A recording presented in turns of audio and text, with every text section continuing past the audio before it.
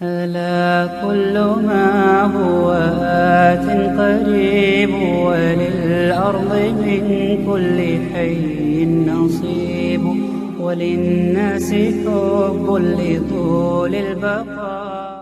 میں سے ایک بات یہ، اس وقت ہماری ساری قوم جن چند پریشانیوں کو خود پیدا کر کے خود جھیل رہی ہے، انہی میں سے ایک ٹریفک سسٹم ہے۔ ٹریفک انکنٹرول سسٹم کے نتیجے میں سارے انسان پریشان، ہر انسان جو ہے وہ گالیاں دے رہا ہے دوسروں کو اور خود بھی وہی کرتا رہتا ہے۔ اس سلسلے میں محکمہ ٹریفک کی کیا ذمہ داری ہے، یہ تو وہ پوری کریں گے، یہ تو ان کی ڈیوٹی ہے، مگر ہم لوگوں کی بحیثیت مسلمان کی کیا ڈیوٹی ہے؟ پہلی بات یہ، ہم نے سمجھا ہی نہیں یہ کہ ٹریفک کے متعلق ہمارا اسلام کوئی قانون بیان کرتا ہے۔ اللہ کے نبی علیہ الصلوۃ والسلام نے فرمایا ہر جگہ نماز پڑھنا درست سوائے چند جگہوں کے، سڑک میں نماز مت پڑھنا۔ ترمذی شریف حدیث موجود ہے، زمین ساری کی ساری مسجد ہے، جہاں چاہیں وہاں نماز پڑھ سکتے ہیں، مگر 7 جگہوں پر نماز نہیں پڑھنا، ان میں سے قاریۃ الطریق، راستے میں نماز مت پڑھنا۔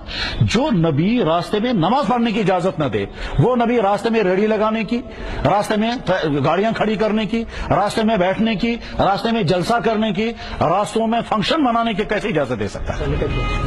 تو ہمیں ذہن میں بھی نہیں، ہم کو غیر شرعی کام کر رہے ہیں۔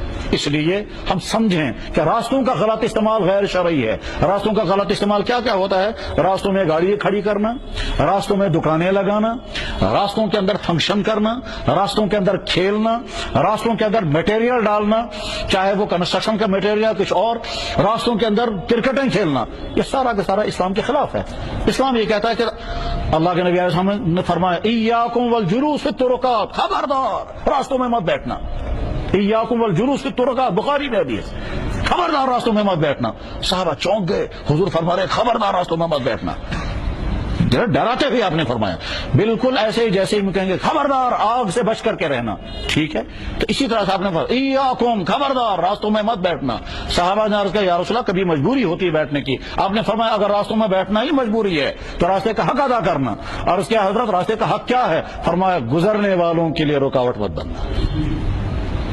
ہم گاڑی کھڑی کر کے دکان میں بیٹھیں گے، وہاں شاپنگ کرتے ہیں، لوگ آ کر ہارن بجاتے رہتے ہیں، وہ اندر بیچارہ شاپنگ کرتا رہتا ہے، وہ سمجھتا ہے نہیں میں دوسروں کے لیے تکلیف کا ذریعہ ہوں۔ ذہنوں سے ہی نکل گیا یہ کوئی غیر شرعی کام ہے۔ ہم نے سمجھا شریعت شرعی ہماری صرف مسجد کے اندر صرف عبادت کی حد تک ہے، ایسا نہیں ہے۔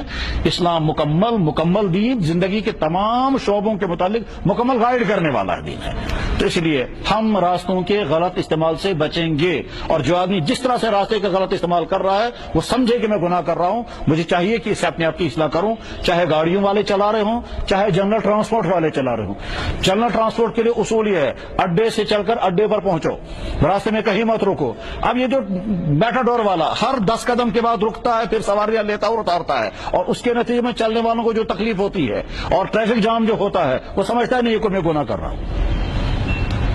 اسی طرح سے ریڈی والے جو ہیں وہ سڑکوں پر ریڈی لگائیں گے، ٹھیک ہے جناب اسی بے روزگار ہے اس کو گسو، یہ اپنی جگہ صحیح ہے، آپ بے روزگار ہیں، آپ کے پاس دکان نہیں ہے، آپ مجبور ہیں ریڈیاں لگانے کے لیے، مگر اس کے معنی یہ نہیں کہ آپ ریڈی وہاں لگائیں جہاں لوگوں کو چلنے میں دقت ہو۔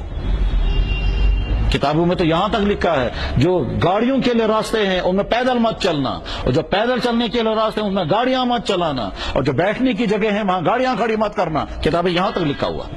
بہرحال اپنے ٹریفک سسٹم کو درست کرنے کے لیے جو عوام هذا القرآن يوحدنا لطريق الخير يوجهنا الله تعالى أنزله ورسول الله معلمنا ورسول الله